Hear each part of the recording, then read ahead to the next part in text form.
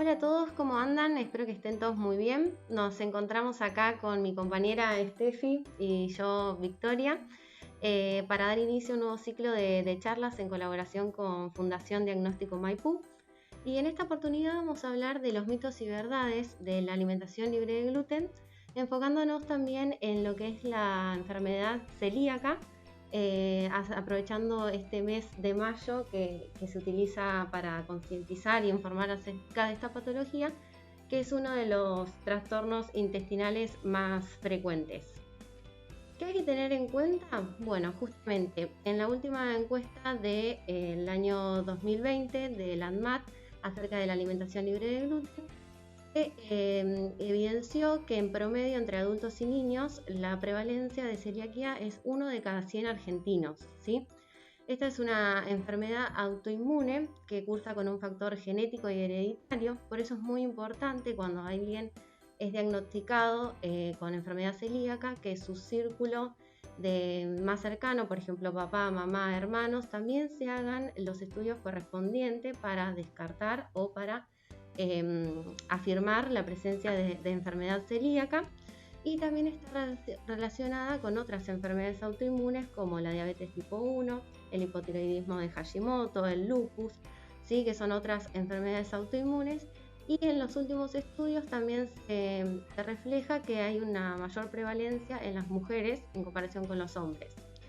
Por otro lado, y no menor, ¿sí? Bien importante, es que al ser una patología sistémica que aborda muchos conjuntos de sistema de órganos y se puede manifestar de maneras diferentes, la mayoría todavía no sabe qué es celíaco. Por eso se habla de la teoría del iceberg, ¿sí? Donde la puntita son los celíacos que ya están diagnosticados, pero hay un gran porcentaje de celíacos que aún todavía no llegaron a su diagnóstico, y es por eso que hay que aprovechar estos espacios para concientizar e informar y así lograr que más personas tengan su diagnóstico temprano para mejorar su calidad de vida y bueno, comenzar el tratamiento. Esto nosotros lo tenemos en cuenta como el famoso screening o el tamizaje dentro del ambiente científico y médico, más que nada para tener en cuenta justamente estos factores que dice Vicky para anticiparnos y hacer un diagnóstico temprano, así justamente el tratamiento es precoz y evitamos todo tipo de complicaciones. Exactamente. Ahora, ¿qué es la celiaquía? La celiaquía es una enfermedad autoinmune, crónica y sistémica. ¿Y qué queremos decir con esto? Justamente que es una enfermedad que el sistema inmunológico está afectado, es decir, que la persona está genéticamente predispuesta, ¿sí?, a tener una reacción inmunológica al gluten, ¿sí? Ahora lo vamos a ver en profundidad. Esta enfermedad se puede despertar o no, pero una vez que se despierta por esta predisposición, es crónica, es decir, de por vida.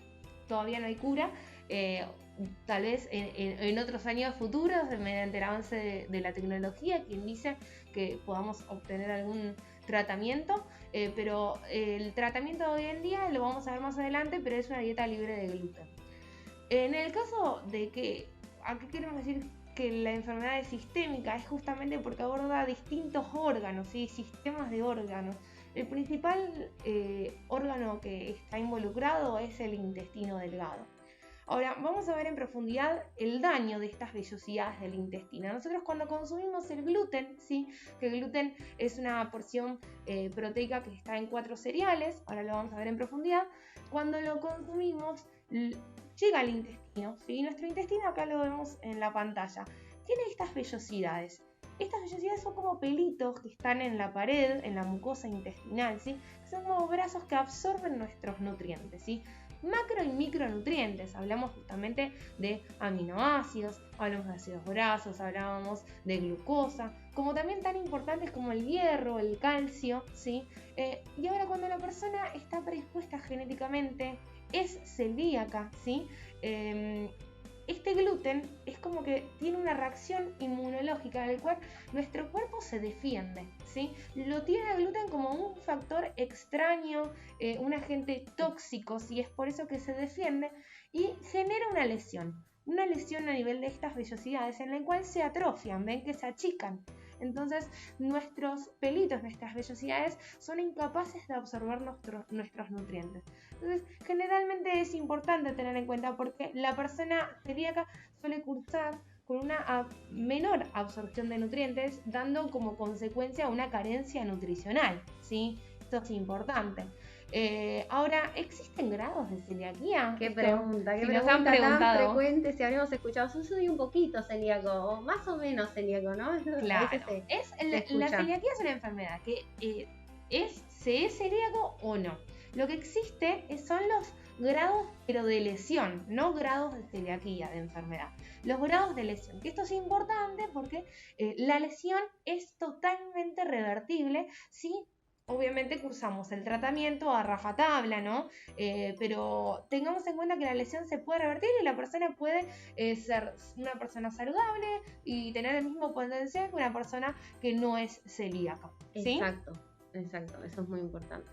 Ahora, tengamos en cuenta que nosotros hablamos de esto de por qué es una enfermedad sistémica, y es porque abarca distintos sistemas de órganos, es decir, tiene múltiples y muy variados síntomas, y es un poco lo que hablaba Vicky, es por eso que es tan difícil de diagnosticar, porque es muy parecido estos síntomas a otras enfermedades o patologías, ¿no? Exacto, y son muy particulares, también depende la edad de diagnóstico, los síntomas en niños son distintos en adultos, y obviamente cada persona también es un mundo y puede presentar síntomas diferentes, entonces está buenísimo que avance la información y que se den a conocer esto de la enfermedad celíaca como una enfermedad sistémica, para poner el foco y la lupa en un montón de situaciones que pueden ocurrir y así llegar al diagnóstico temprano. Claro, algo un poco más lógico es cuando hablamos de un paciente, o en esta persona, una persona que tiene pérdida de peso, anemia, ¿sí? Osteoporosis, que están bien relacionados a esto que hablábamos de que no absorben los nutrientes.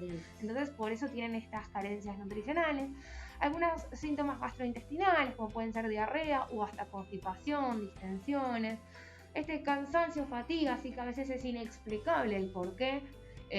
Puede ser cambios de humor, algo anímico. Que total, uno por ahí no lo relaciona a celiaquía y está como enseguida piensa en el intestino, y sin embargo hay un marcado cambio en el estado anímico cuando la persona no está diagnosticada, comienza el tratamiento y enseguida mejora incluso su estado de ánimo. Es muy, muy interesante. Viste que a veces uno lo escuchó o por medio de profesionales o por medios de comunicación de que hablan que el intestino es el segundo cerebro, ¿no? Lo importante es que es cuidarlo, pero vamos a ver un poquito más adelante la importancia de cómo cuidarlo, ¿no? Y qué incorporar de alimentos para mantener una calidad nutricional óptima. Y bueno, y después tenemos otros síntomas que pueden ser dermatitis a nivel cutáneo o mismo dolores articulares, pero ¿qué es lo importante tener en cuenta? Es que se pueden dar síntomas variados o no. La persona celíaca puede no presentar síntomas, y acá está la clave, ¿sí? La clave que hablamos al principio del iceberg, ¿no? De por qué es tan complicado. En el caso justamente de que la persona no tenga síntomas, tener en cuenta que siempre el daño basta. Es decir, si la persona no cursa con una distensión, con una diarrea, luego de consumir el gluten, por más de que la persona no tenga síntomas, el daño en la mucosa va a estar. Entonces, importantísimo en cumplir el tratamiento a rajatabla, ¿no, Vico? Exacto, sí, bueno, puedo hablar desde la experiencia acá. Yo soy celíaca, ¿sí? Diagnosticada, asintomática. Y es cuando más cuesta la adherencia al tratamiento, porque uno se siente bien, se siente vital. Yo fui diagnosticada desde muy chiquita, donde no había tanta información y tanta contención. Está bueno esto de entender que la enfermedad celíaca tiene que abordarse de manera interdisciplinaria y con contención de todo el núcleo familiar, porque es un cambio para todos, no solamente para el celíaco. Y bueno, muchas veces, producto de esta desinformación y bueno, mi falta de síntomas, yo me sentía muy bien y con cumpleaños y comía un pedacito de torta. Yo creía, bueno, un poquito no me hace nada, ¿viste? Antes no estaba tan arraigado lo del tratamiento estricto. Entonces, bueno, así fue pasando el tiempo. Un día me tuve que hacer una endoscopía y ahí me descubrí con que la mucosa de mi intestino estaba muy dañada, me sangraba la mucosa, las vellosidades ya algunas estaban atrofiadas, y ahí fue cuando yo comprendí la importancia del tratamiento, más allá de que nunca presenté estos síntomas que son, a veces al que los tiene le es más fácil cumplir la dieta porque no quiere sentirse mal, pero bueno, están buenos estos espacios para compartir la información para todos y que más personas puedan llevar una calidad de vida lo mejor posible. La celiaquía se detecta justamente mediante anticuerpos, ¿sí? Y el gol estándar es la endoscopía, ¿verdad? Exactamente, la endoscopía alta. La biopsia. Exactamente, para ver cómo está la mucosa del duodeno.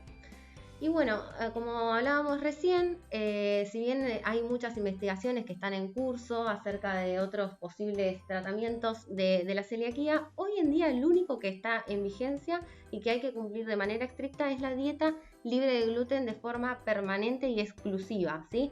Como antes mencionó Steffi, el gluten es una fracción proteica que está presente en cereales como el trigo, avena, la cebada y el centeno. Es de ahí que sale la sigla SINTAC de nuestro logo oficial y nacional.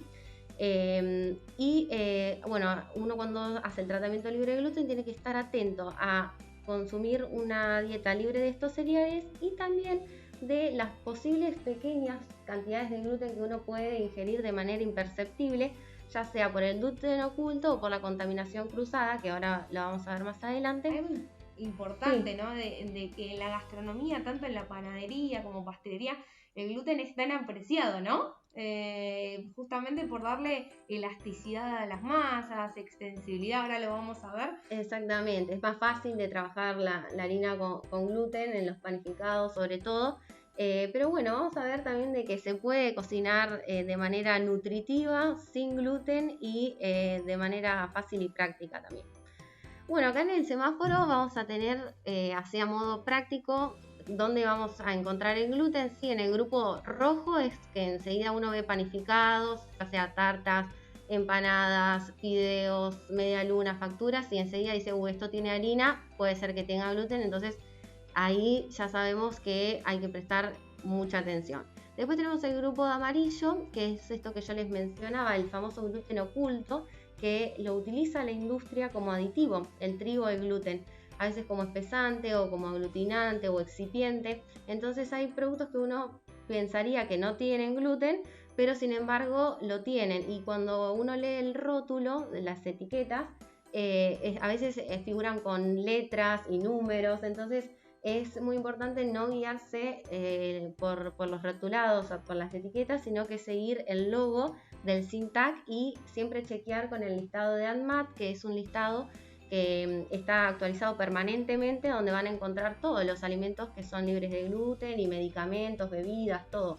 Hay que poner foco en todo. Y en verde tenemos el grupo de los alimentos que naturalmente no contienen gluten, ¿sí? Como las frutas, las verduras, las carnes, las legumbres, las frutas secas, pero que sin embargo también hay que prestar atención porque pueden estar contaminados con lo que se llama contaminación cruzada, ¿sí?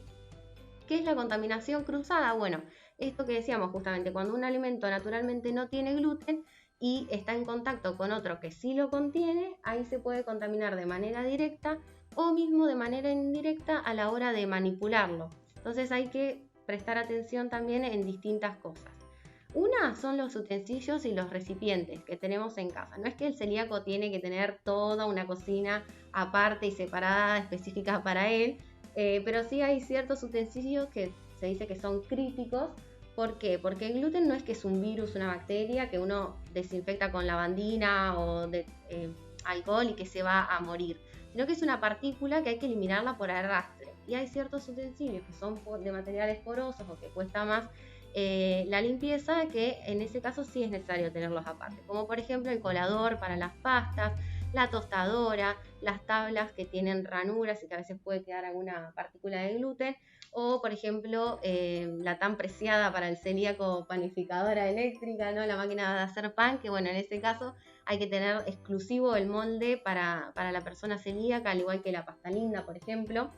Pero bueno, después el resto Algo muy importante que también nos preguntan frecuente es esto de limpiar la superficie y demás, pero tengamos en cuenta que el gluten en realidad es invisible, no se ve, y por más de que tal vez uno lo limpia, puede en estos materiales porosos o que tienen distintas tramas, ¿sí? Quedarse ahí incrustado, y por más de que uno no lo ve, puede generar síntomas o no puede generar síntomas, la lesión siempre va a estar. Exactamente. Entonces siempre prevenir.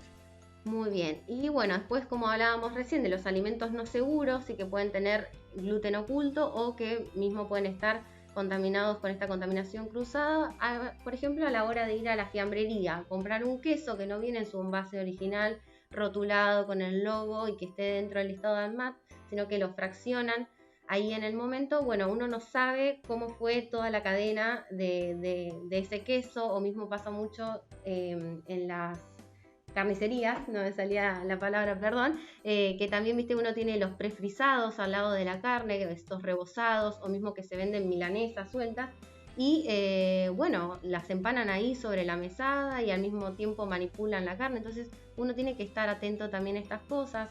Por ahí, si tenés un carnicero amigo, puedes decirle de llevarte un pollo entero, o que te lo abran en el momento con algún film, teniendo las manos limpias, el cuchillo limpio, que te separe la presa de pollo que quieras llevar. Bueno, uno se va adaptando. Esto es muy importante, el ejemplo claro, viste, que vos estás exponiendo, porque ahí vemos bien simple cómo un alimento tal vez está en el grupo verde, que naturalmente no contiene, puede pasar a otro color, justamente por la manipulación y por tanto directamente como indirectamente el agregado de alimentos no seguros, o mismo la manipulación de utensilios que puedan tener trazas de gluten. Exacto. Y bueno, y uno también, cuando comparte por ahí en el núcleo familiar, o si vive con otra persona que no es celíaca, y también hay alimentos en casa que pueden contener gluten, de saber cómo distribuir estos alimentos justamente en la alacena y en la heladera, ¿sí? No es necesario tampoco tener un mueble aparte, sino que simplemente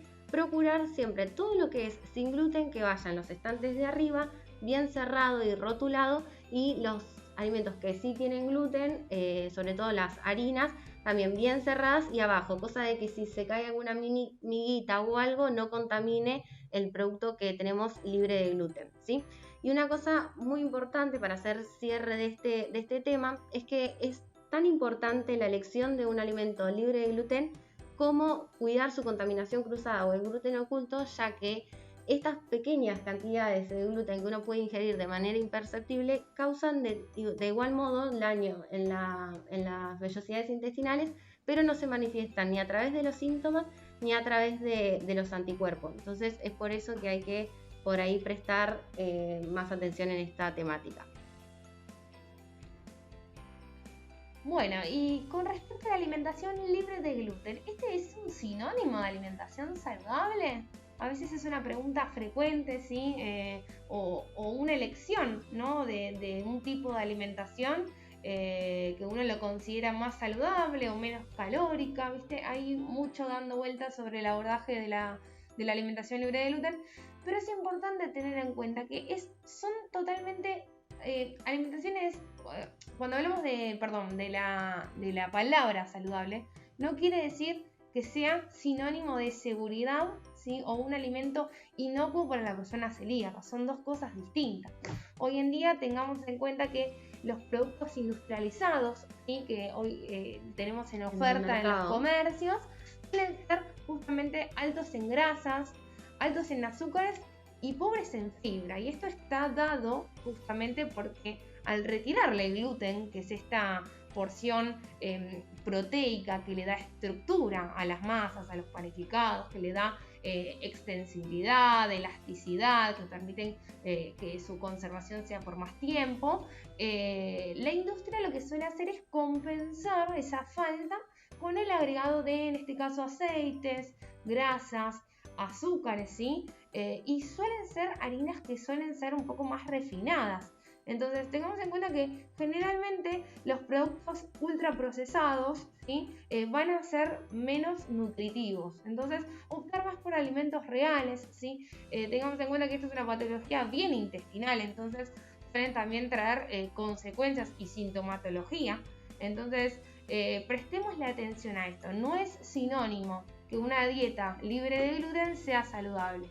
Exacto, totalmente. Bueno, como bien hablábamos recién acerca de la celiaquía, también hoy en día hay otros trastornos relacionados directamente con el trigo y con el gluten que llevan a cabo una alimentación libre de gluten, como por ejemplo la alergia al trigo, la sensibilidad al gluten no celíaca, que también uno adopta la dieta libre de gluten, mejoran los síntomas, pero eso no quiere decir que sea sinónimo de patrón alimentario saludable. Entonces hay que poner foco, como vos decías bien, Steffi, en disminuir los productos ultraprocesados o menos paquetes, como a veces decimos nosotras de manera práctica, y más alimentos reales, ¿sí? Para mejorar esta salud tanto digestiva como integral.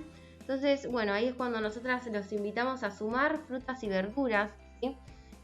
Aumentar el consumo de legumbres, que hay un montón de legumbres, garbanzos, lentejas, arvejas, porotos de todo tipo, y también los derivados que se hacen con estas harinas que son mucho más nutritivas, como por ejemplo los fideos, ¿sí? También sumar lo que son semillas de chía, de lino, de sésamo, que nos aportan también un montón de micronutrientes y de grasas saludables y cardioprotectoras, igual que los frutos secos, ¿sí? Y también animarse a probar por ahí cuando uno comienza la alimentación libre de gluten, es por ahí el foco que más cuesta agarrar el tema de los reemplazos de la harina. Pero hoy en día hay que aprovechar que hay un montón de harinas alternativas y mucho más nutritivas, como por ejemplo el trigo sarraceno, ¿sí? Que viene tanto el cereal, el grano de cereal que se consume como si fuera un arroz o para acompañar verduras, ensaladas, mismo su harina, la harina de quinoa, la harina de amaranto, mijo, sorgo, reemplazar por ahí el arroz blanco refinado por un arroz integral que nos aporte mayor cantidad de fibra y así lograr modular la salud de nuestro intestino y nuestra microbiota, que hoy en día está también esa palabra tan en auge, pero bueno, es muy extenso esa temática, así que la vamos a dejar para abordar en profundidad en otro encuentro. Y bueno, lograr no solo la salud digestiva, como decíamos, sino también la salud integral. Y a la hora de elegir justamente las premezclas para cuando recién comenzamos, sobre todo en lo que es la alimentación libre de gluten, que a veces uno tiene que ir pasito a pasito, lógico, no podemos de entrada pretender ir 100% a hacer todo perfecto, es un proceso de aprendizaje y uno va aprendiendo en ese camino, pero está bueno saber de que las premezclas universales, que generalmente son con las que se elaboran todos los productos panificados, están compuestas a base de harina de arroz blanco, fécula de mandioca y almidón de maíz, que son 3 harinas y féculas súper refinadas que lo único que nos van a aportar es energía, ¿sí? Carbohidratos, son carentes de fibras y de otros nutrientes. Y también, bueno, a los fines prácticos para la manipulación y ganar esta estructura que Steffi nos contaba de gluten, suelen tener huevo en polvo, leche en polvo, goma sántica. Pero bueno, a veces para comenzar podemos empezar por usar una parte de esta premezcla universal y sumar nosotros para enriquecer la preparación harina de arroz integral, harina de trigo sarraceno, las harinas alternativas de legumbres, de garbanzo, que es muy rica, súper práctica para utilizar y queda muy bien por su sabor neutro en todas las preparaciones. El psyllium, sí, que nos va a aportar muchísima fibra y además nos va a ayudar a lo que es la manipulación de los panificados sin gluten, ya que se utiliza como un reemplazo del gluten. También las harinas de frutos secos y las semillas, ya sean enteras o también las harinas de semillas molidas, que bueno, obviamente además de nutrientes como el calcio, el hierro, nos van a aportar mayor cantidad de fibra.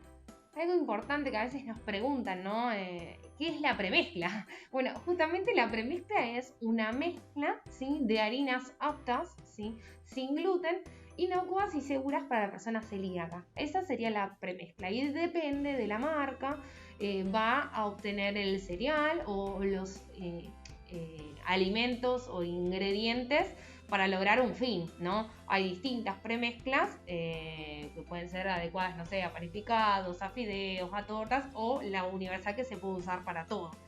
Ahora, sí es importante esto que dice Vicky, que invitarlos a que prueben, ¿sí? Prueben utilizar distintas harinas alternativas o lo importante tener en cuenta es que para hacer una premezcla al principio, como vos decías, al principio no te va a salir 10 puntos. Esto es prueba de error, es así. La cocina sin gluten es ir probando y ir viendo también las texturas que a cada uno le es más... No desanimarse, porque cada alimento tiene una una textura distinta, una funcionalidad distinta. En el caso, por ejemplo, de la premezcla tradicional, la mandioca es mucho más elástica, ¿sí? Aporta más elasticidad, el maíz más suavidad, ¿sí? El arroz más crocancia. Entonces va a ir dependiendo justamente del día a día de que uno adopte esta educación nutricional y poder llevarlo a cabo. Exactamente, y para no aburrirse también y ir probando cosas distintas porque, repetimos, es una patología crónica, la celiaquía, y la dieta libre de gluten tiene que ser